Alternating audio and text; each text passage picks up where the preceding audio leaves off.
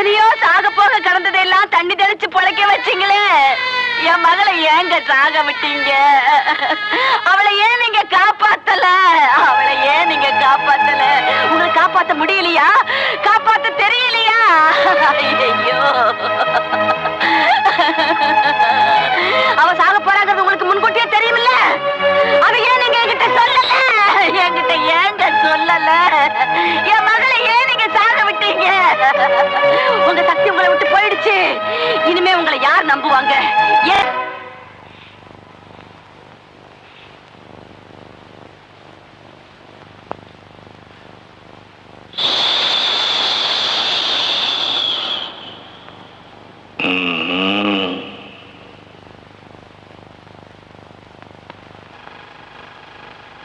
ஆணவம் கொள்ளாதே ஞான பெண்ணே, அனைத்தும் அறிஞ்ச விஞ்ஞான பெண்ணே.